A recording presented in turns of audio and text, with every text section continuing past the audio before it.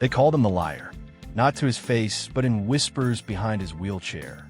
The old man in room 34 who claimed he'd been a Green Beret, who talked about operations that never happened in countries America was never in. The nurses smiled politely. The other residents rolled their eyes until the reunion invitation arrived. And with it, 12 men who'd been officially dead for 40 years. Tell us where you're watching from in the comments. And if you believe that the stories of true heroes should never fade to silence, subscribe to Secret Valor Stories. Harold Mitchell sat in the common room of Meadowbrook Senior Living, his weathered hands folded on the armrests of his wheelchair. The autumn sunlight filtered through the tall windows, casting long shadows across the linoleum floor. Around him, other residents played cards, watched television, or simply stared into the middle distance where memories and reality blurred together. Subscribe to Secret Valor Stories, because every warrior's story deserves to be told. Your support helps us create more stories like this. Every like, every share, every subscription means we can honor more heroes. Will you help us continue? He was 78 years old. His back was bent from decades of carrying weight no man should carry. His hearing aid whistled occasionally, a high-pitched reminder of too many explosions too close to his head. But his eyes, pale blue and still sharp, held stories that no one wanted to hear anymore. Did I ever tell you about Laos? Harold asked the woman sitting beside him. Her name was Margaret, a retired schoolteacher who'd moved into Meadowbrook 6 months ago. Margaret's smile was kind but tired. She'd heard this one before. Yes, Harold, you've mentioned it. 1971. Operation Tailwind. Except it wasn't called that then. We didn't have names for the things we did. His voice was soft, almost dreamy, as if you were watching the past play out on a screen only he could see. Across the room, 2 male residents exchanged glances. One of them, a former insurance salesman named Dennis, leaned toward his companion. Here he goes again, he muttered. Special forces, secret missions. Next he'll tell us he met the president. The other man, Robert, chuckled quietly. Poor bastard. Probably watched too many John Wayne movies. Harold didn't seem to notice. He was already somewhere else, somewhere dark and humid where the trees grew so thick the sun never touched the ground. We went in at night. 17 of us. The objective was simple on paper: extract a down pilot before the NBA found him. But nothing was ever simple in that jungle. A nurse passing by touched his shoulder gently. Harold, it's almost time for your medication. He blinked, pulled back to the present. Right? Of course. He wheeled himself toward the medication station, leaving Margaret to her magazine and Dennis to his skepticism. This was his routine. Every day the same. Wake up, breakfast, physical therapy, lunch, common room, stories no one believed, dinner, television, sleep. And somewhere in the fog of repetition, Harold Mitchell had started to wonder if maybe they were right. Maybe it had all been a dream. The staff of Meadowbrook had learned to handle Harold with patient compassion. In their orientation, new employees were briefed. Room 34, Harold Mitchell. Claims military service. No records on file. Likely embellishment or confusion. Be kind, don't confront. His file, thin and incomplete, contained no DD, 214 discharge papers. No service medals. No proof of anything except a social security number and a Medicare card. When he'd first arrived, he'd mentioned a footlocker in storage, filled with his military records. But when the staff checked, the storage unit had been auctioned off years ago for unpaid rent. Everything was gone to S.O. The stories remained just that. Stories, but Harold kept telling them. Not for validation, not for glory. He told them because forgetting was worse than being called a liar. Forgetting meant those 17 men had died for nothing. That the pilot they saved never made a home. That the villages they protected had burned anyway. One Thursday afternoon in late October, something changed. Harold was in the common room, as usual, half watching a game show on the television. The receptionist, a young woman named Amy, appeared in the doorway with an envelope in her hand. Harold, you got mail. He looked up surprised. He never got mail. No family left. No friends still alive as far as he knew. Amy handed him the envelope. It was thick, cream-colored, with an official seal embossed in the corner. His name was written in precise, formal script that Harold's hands trembled slightly as he opened it. Inside was a single card, elegant and heavy. Sierra 6 Reunion 50th Anniversary, October 28th, 2023. You are cordially invited to honor those who serve in silence. Location to be disclosed upon RSVP. Confirmed attendance. 12 Sierra 6. The name hit him like a physical blow. His breath caught. His vision blurred. For a moment, he was back there, crouched in the mud, radio crackling, Sergeant Foster's hand on his shoulder saying, "We're all coming home, Mitchell. Every last one of us." "Harold? Are you okay?" Amy's voice pulled him back as he looked up at her, his eyes wet. "It's real," he whispered. "It was all real." Amy glanced at the card, confused. "What is it?" "A reunion." He clutched the card like it was made of gold. "They're alive. They're still alive." Over the next 3 days, Harold was a different man. He didn't tell stories in the common room. He didn't watch television. He spent hours on the phone in the small office the administrator let him use, making arrangements. He called the number on the invitation. He confirmed his attendance.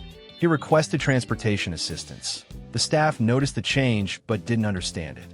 Margaret asked him once what had happened, but Harold just smiled. A real smile, not the sad, resigned one they'd grown used to. "You'll see," was all he said. Dennis and Robert watched him with suspicion. "He's planning something," Dennis said. "Probably hired actors. Wants to prove us wrong." Robert shrugged. "Let him have his fantasy. What's it hurting?"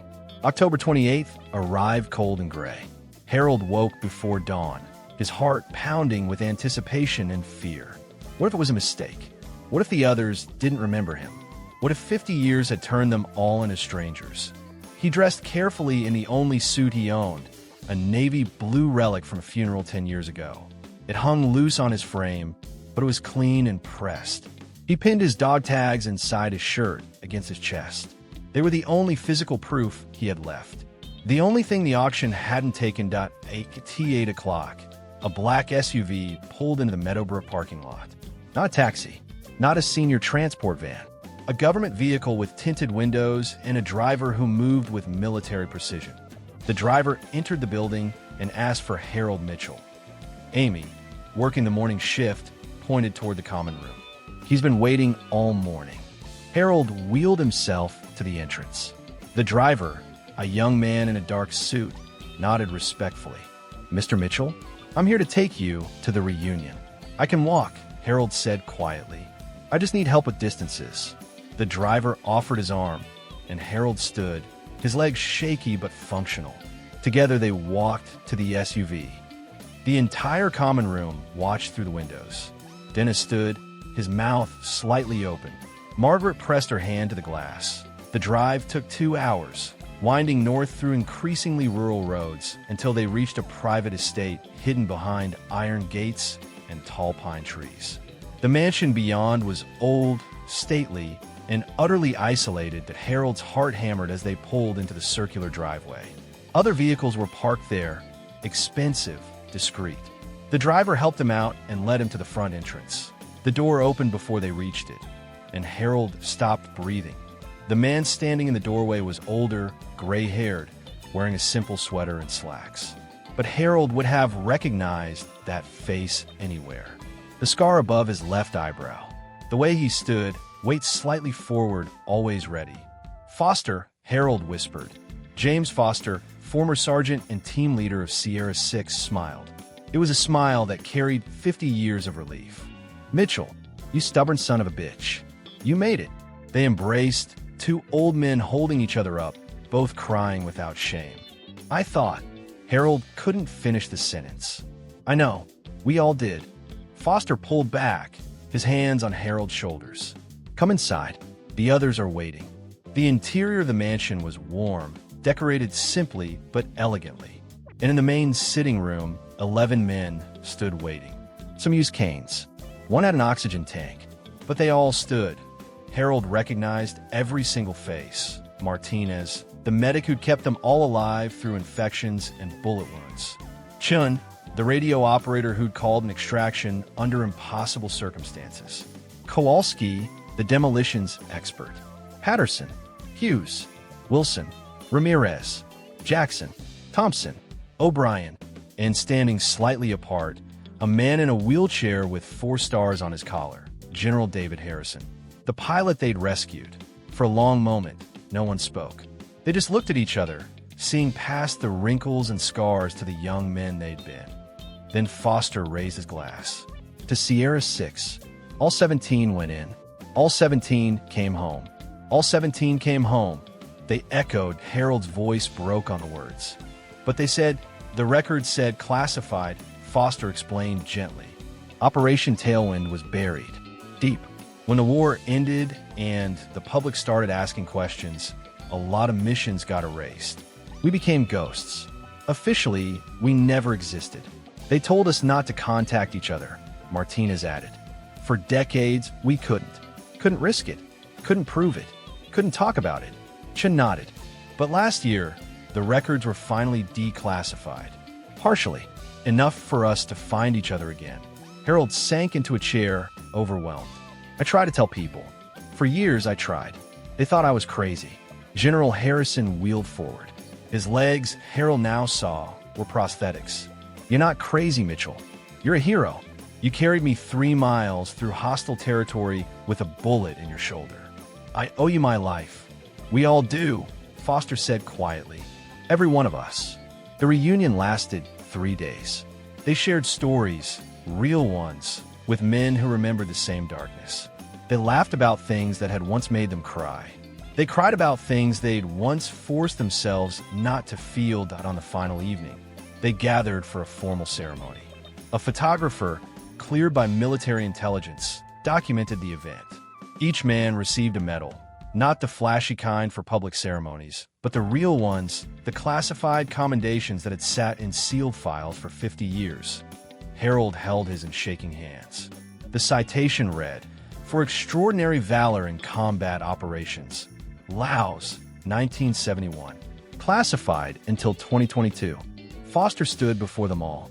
When we go back to our lives, people still won't believe us. The records are partially declassified, but most of it's still redacted. We can't prove half of what we did. But we know," Harold said softly. "We know." "Yes," Foster agreed. "We know. And that's enough." The photographer took a final picture. 12 old men, some standing, some sitting, all wearing expressions of profound peace. On the back, Foster wrote in careful script, "Sierra 6, 50 years later, we all made it home." When Harold returned to Meadowbrook, he was different, calmer, settled. The desperate need to be believed had evaporated. He'd been seen. He'd been remembered. He'd been honored that he still told stories in the common room. But now he told them differently, with a quiet confidence that didn't need validation. One afternoon, about a week after his return, Dennis approached him. The skeptic who'd mocked him for months. "Harold," Dennis said awkwardly, I wanted to apologize. I didn't believe you." Harold looked up from his book. "It's okay.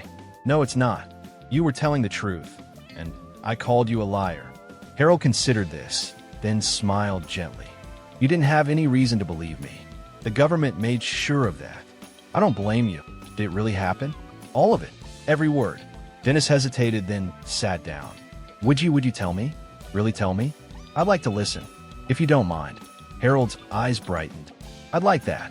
And so he began again. 1971, Operation Tailwind. We went in at night. This time, Dennis listened. Really listened. The photograph from the reunion arrived 2 weeks later in a heavy frame. Harold hung it on the wall of his room, right where he could see it from his bed. 12 faces, older but unbroken. And in the corner, Foster had added one more line. "To those who served in silence, you are not forgotten." Harold stared at it often, especially on hard days when his body ached and his memories felt too heavy. But now when he looked at those faces, he didn't feel alone. Margaret visited his room one evening and saw the photograph.